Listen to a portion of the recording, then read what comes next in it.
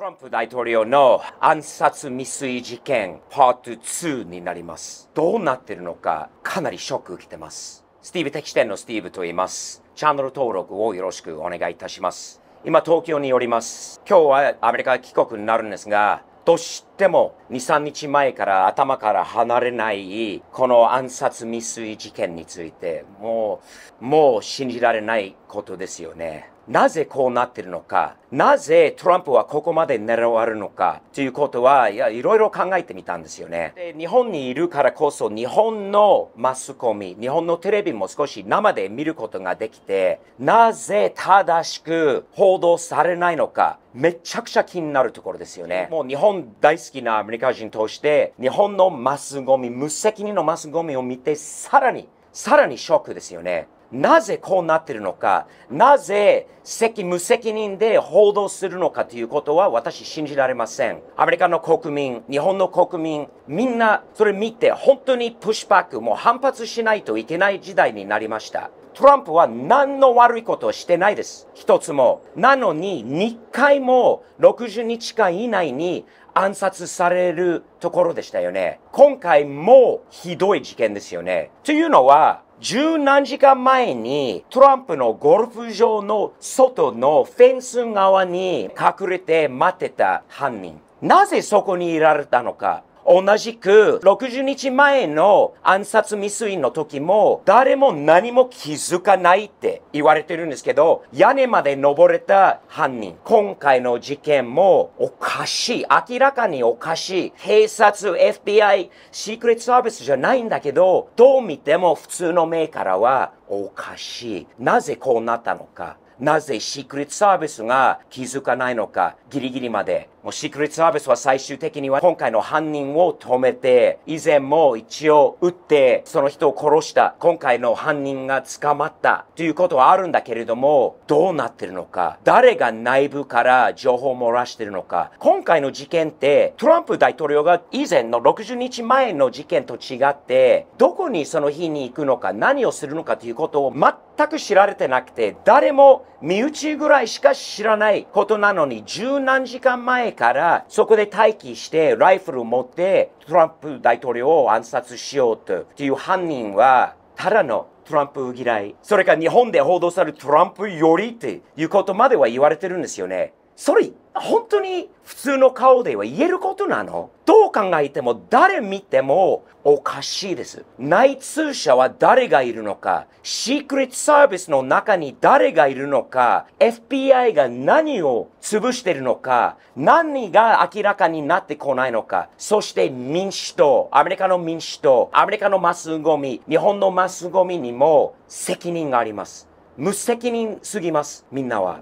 60日前の暗殺未遂に関してちょっと戻ってみましょう。何にも解決されてないんですよね。なぜそうなったのかということも明らかになってない。取り調べようとしたら、もういろいろしているって言ってるシークレットサービスとか FBI などなど言ってるんですが、実際にその犯人が20何歳の若者、オタクっぽい人が一人で出てきて、一人で屋根に登って暗殺しようとしたということが、その話は通らないんですよ。誰から見てもおかしい。その人は誰と繋がってたのか、誰が支えたのか、誰の金で動いたのか、誰との繋がりがあったのかなどのことも全く明らかになってないことが非常におかしいです。60日間、アメリカの元大統領の人が殺されるところで、その情報がまだ明らかにならないことが非常に汚い、おかしい。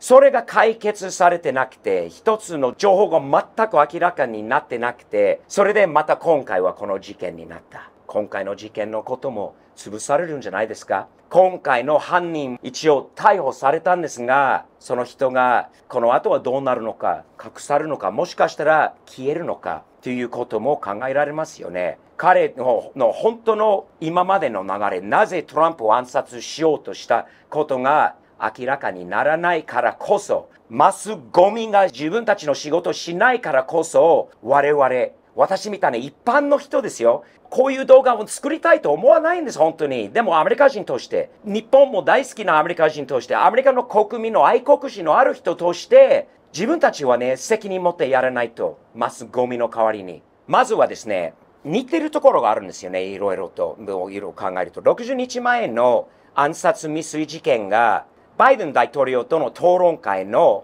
すぐ後だったんですよね。バイデンがトランプにやられて、今回も大統領討論会、バイデンもいなくなって、ハリスとの討論会、日本のマスコミもアメリカのマスコミがもう明らかにカマラ・ハリスの勝利、もう勝ったと圧勝だっていうことを言われている中では、アメリカ人の見方からいくと、全くその反対です。トランプの勝利。討論会の時に真実を言ったのはトランプしかいません。嘘だらけだったのはハリス。3日、4日、5日後にまた暗殺されるところになったのはおかしくないですか？ディープステイト。どんだけディープなのか。どんだけアメリカの政治とマスゴミが裏でつながっているのかということがどんどん見やすくなってきて見えてきてるんですよね。誰でも。今まで見てない人でも目をつぶって信じたくない。この動画も見て、いや、スティーブさん、陰謀論だろうとかって思ってる人がいるかもしれないけど、自分でいろいろ調べてみてください。いつも言うんだけど、スティーブが言ってることだけを信じてはダメ。他ではマスコミで見てることは信じてはダメ。自分もいろいろ調べてみてください。テレビだけじゃないですよ。新聞だけじゃないですよ。Twitter、X とか Instagram とか Google もいろいろ調べてみてください。出てくるからいろんな事実が。トランプは大統領の4年前まで大統領だった時に4年間はやった大統領の間に戦争一つもなかったんですよね。その間に。しかし、オバマ大統領、その前のブッシュ大統領、その前のクリントン大統領、そしてその前のブッシュ大統領の間に戦争はどんだけあったのか、15件ほどがあったんです。彼らに、その大統領たちに暗殺未遂事件が一つもありませんでした。戦争は15、暗殺未遂は0。今度はトランプ大統領は戦争が0、暗殺未遂が2回。ねえ、考えてみて。これはどんだけ動いてるのか、なぜトランプが嫌われてるのか、やっぱりこうなっちゃうんですよね。金のことですよね、明らかに。そして今回の犯人、その前の殺された犯人も似ているところがいろいろありますよね。まず、報道されたのは、いや、トランプよりの人でした。トランプの、支持者だったっていうことも、今回も以前も同じように報道されましたよね。違います。全く違います。以前の若者のことがあまり明らかに上がってこないこともあんまりない中で、今回の人がいろいろありますよね。ハリスの以前のラリーにも参加されたこともありました。そしてウクライナまで行って、アメリカ人がウクライナで戦うための活動などもしてきた方なんですよね。明らかにもうトランプ嫌い、トランプ好きじゃない。トランプ好きじゃない人がいっぱいいるんです。それはそれでいいです。みんな一人一人は自分の好き嫌い、誰を支持するか、それは一人一人の自由なんです。私もそれ一切反対はしないんですが、信じられないことは一人の人がライフル持って、ルックサックにセラミックっぽいのは持って、フェンスまで行けて、で、誰もギリギリまで一人も気づかないことがおかしいんです。トランプの行動、その日にゴルフやるということは全然公開されなかったのに、その人はなぜそこに行くことがしてたのかっていうことが、やっぱり内部からシークレットサービスの中、もしくはトランプの周りにいるドブネズミがいるんじゃないかっていうことしか考えられないんですよね。そういうことしか考えられないです。トランプの命、非常に今危険です。ちゃんと守られてるかって正直に守られてないっていう不安を持っているアメリカ人が少なくはいません。ディープステートはどんだけディープなのか、どんだけ汚いのかっていうことが明らかになってきている中で、本当にトランプの周りにいる人たちが、いい人もいると思いますよ。本当にシークレットサービスとしてトランプを守りたい人が、一般のシークレットサービスと FBI の人たちがいい人いっぱいいるかもしれないんだけど、上の方のトップの人たちが腐ってるんです。それを大きく言ってるのはトランプとトランプの支持者だけ。だからこそ嫌われてると思うんですよね。だからこそこの人を消さないといけないです。この人を暗殺しないといけない。この人がまた大統領になったら、どんだけ自分たちの汚いことがバレちゃうのかっていうことがかなりナーバスになってるんじゃないですか。だからこそ彼を消そうとしている、彼を殺そうとしている動きが間違いなくあるんです。スティーブ、これ陰謀論、日本でもそういうニュースがない。違うところを見てくださいよ。警察の捜査官じゃなくても、一般の目とか耳と、理想がある限りは、誰でもこれ見れます。誰でもわかります。ショックですよ、もう本当に。ここまでなるなんては。トランプ大統領また今回は無事で、その後のマスコミが何言ったともアメリカのマスコミも、多分日本のマスコミも、トランプが自分の言葉でこういうことがある。自分は言ったからいろいろ過激に言うから、いろんな言ってはいけないこと、ヘイトもういっぱい言うから、こうなるよっていうことは、暗殺未遂のすぐ後にそういうふうに報道するマスゴミです。無責任です。どんなにトランプ好きじゃなくても、ニュースはニュース正しく、これオピニオンと違うんですよ。ニュースはニュース正しく報道しないと無責任。あなたたちにも責任がある。なぜかというと、何年前からトランプについて何言われてきたんですか？トランプが大統領になったら民主主義の終わりだと。この人が非常に危険だということ。それを聞いて、この人を殺さなきゃいけないと思っちゃう人がいるんじゃないですか。ヒトラーだと。この人が差別主義者だと。ヒトラー、差別主義者と民主主義の終わりだと言いながら、どうなるの？そういうことをずっと報道すると。当たり前のように人の頭の中でそれ入って、もともとおかしい人でもさらにおかしくなって、こういうことになる。社会主義者たちのアプローチなんですよ。ヘイトスピーチするのは誰？トランプは狙われるのは、あなたたちの言葉じゃないでしょうか？トランプの支持者じゃないです。トランプの支持者、トランプ自体がアメリカ大好き。アメリカンファーストというのはアメリカの愛国心がある。この世の中戦争をなくしたい。いろいろまた平和に戻したいことが彼らにとって非常によろしくないことなんですよね。なぜかというと、裏で取ったお金が彼が大統領になったら責任を取らすことになるでしょう。それが怖いことだからこそトランプを消さないといけないことになってるんです。今回の犯人もどんだけ民主党とつながってるのか、どんだけ裏で情報をもらったのか、GoPro カメラまで持って大統領の暗殺のことも60日の前の時もそうなんだけど撮りたいんですよね。全世界に大統領が暗殺されたことを報道したいんだよね。気持ち悪いやマジでそういう考え方できる人なんかはすんごい汚い。もう人間ではない。でそれでもトランプが悪いって言えることがどんだけ矛盾しているのか。民主党政治家レベルではね、ある程度わかる。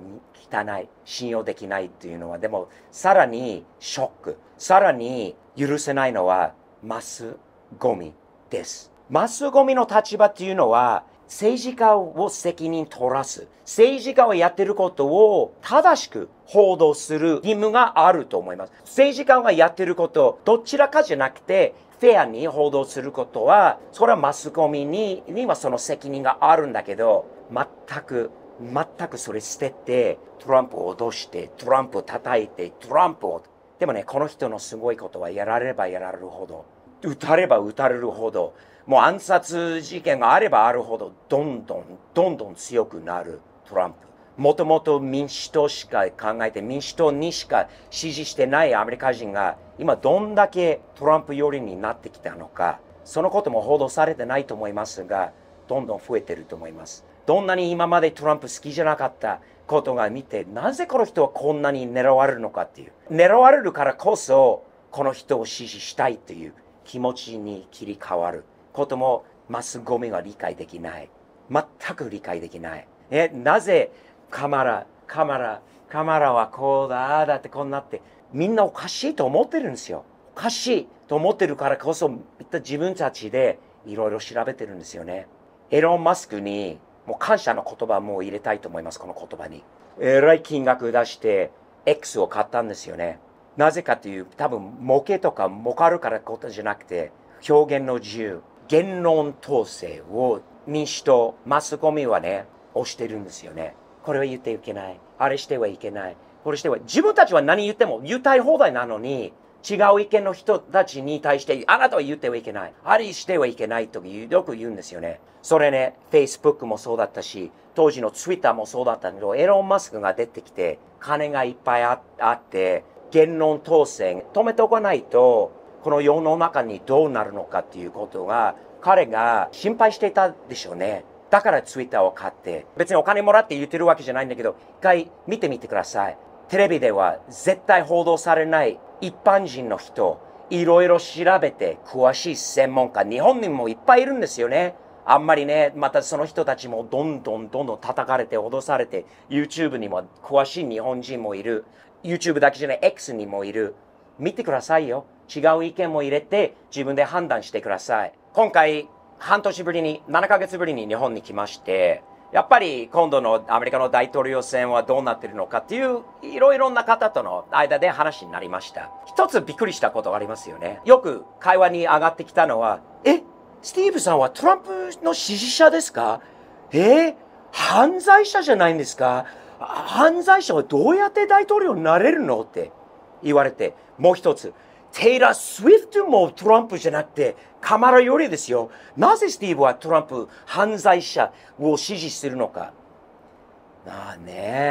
日本のマスコミはどんだけ汚いのかって、その言葉を聞いて分かったんです。そして日本人は今まで信じてきたマスコミは、汚さも本当にもう感じましたよね。犯罪者ですか？その犯罪は、よく調べてみてください。犯罪は一つもありません。バイデン政権が FBI を利用してトランプを脅すためにいろいろなところでわけわかんないような罪のないことを罪にして起訴してどんどん潰そうとしたマスコミとかバイデン政権とか FBI も失敗したんだよね。結局毎回やらればやられるほど強くなるトランプ、支持率が上がるトランプ。犯罪者じゃないんですよ。犯罪者なのは今の政権、今のマスコミ、今の FBI、今のディープステートに犯罪者がいっぱいいる。ね。この人が、トランプが大統領になったら自分たちが今までやってきたことが全てバレちゃうから怖くて。そしてやっぱりこれで脅せないなら最後に何が残ってるの？暗殺しかないです。それも失敗しているんだよね。1回目の暗殺未遂の時に私は言ったんですけど、終わりではないと。また多分終わりではない。トランプの命に危険も狙われてます。それが終わらないと思います。トランプの周りにいる人たちが今、その近くにはいる人たち、いいシークレットサービスがついてるかもしれないんだけど、元エリートトップの人たちが腐ってます。腐ってるからこそ、これは終わりではないです。選挙まであと50日ぐらいですかしかないの中でトランプの命にも危険、もう命がもうかかっているので非常にもう危険事態です。今回も暗殺未遂の後は本人が出てきて違って周りにいる結局そのシークレットサービスの人たち感謝の言葉も多分報道されてないと思うんですが感謝する周り守ってくれてありがとうとかポジティブに楽観的に考えられる人はすごいと思いません？別に自由がもうなくしようとかこういう言葉をあんたたちの、ね、汚い言葉を潰そうとか言論統制なんかしようとかこれしなきゃいけないこの言葉を潰さなきゃいけないって一言も言ってないんですよね。言ってるのはトランプを狙ってる人たちなんですよね。トランプはね暗殺されても何もどっちかといえば嬉しくなる人もすごいです。今回もニュースにもいろんなところにもまた失敗だったってなんか笑ってるっていうか泣いてる人もいるんですよね。なんで今回もミスだ。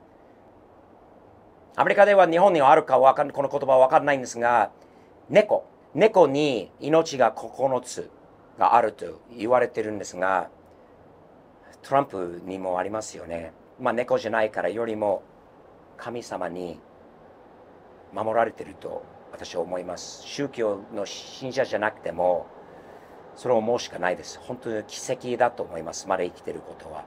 これからのこの世の中平和のためアメリカのためにトランプ大統領に頑張ってもらわないと。トランプのことを神様に守られてなければ、どんだけこの世の中がこれがダメになるのかもう考えたくないと思います。